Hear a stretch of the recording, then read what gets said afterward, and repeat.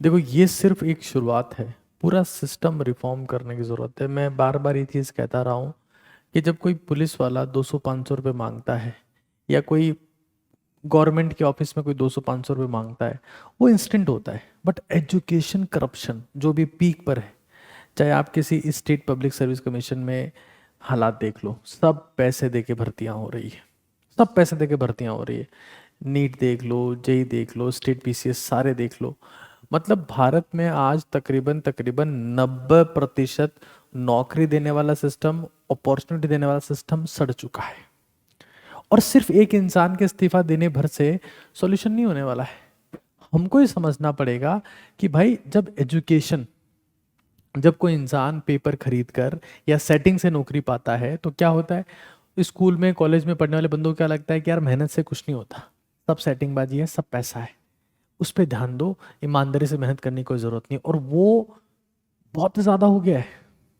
तो अब हमको हर एक मुद्दे पर स्ट्रांग तरीके से अपनी बात रखनी पड़ेगी, अपनी आवाज़ उठानी पड़ेगी, और ये समझना पड़ेगा कि किसी भी देश की जब एजुकेशन में दम होता है, उस सिस्टम में दम होता है, तभी वो देश विश्वगुरु बनता है। सिर्फ धर्मेंद्र प्रधान के इस्तीफा देने से। और दूसरी बड़ी बात ये कि किसी भी नेता को अपना बाप मानने की जरूरत नहीं है। चाहे वो नरेंद्र मोदी जी हो, अमित शाह जी हो, योगी जी हो, राहुल गांधी जी हो, अखिलेश यादव जी, जो भी है भाई, कोई कोई कोई नेता अपना बाप नहीं है। हमारे देश में माई बाप जनता ही है।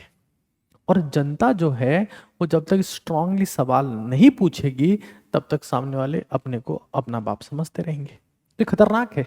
और उसमें फिर हर एक चीज करप्ट होना शुरू हो जाती।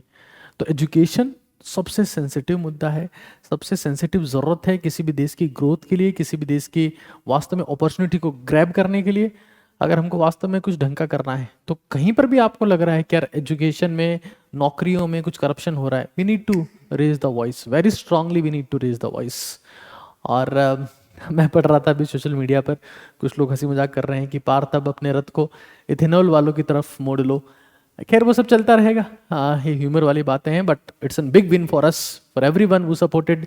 और जहाँ तक मुझे पता है कि जब नीट का पेपर लीक हुआ था, तो we were the first people जिन्होंने कहा था कि पेपर लीक हो गया है। और अब उस पेपर लीक से लेकर यहाँ तक की बात, it feels a personal win for me.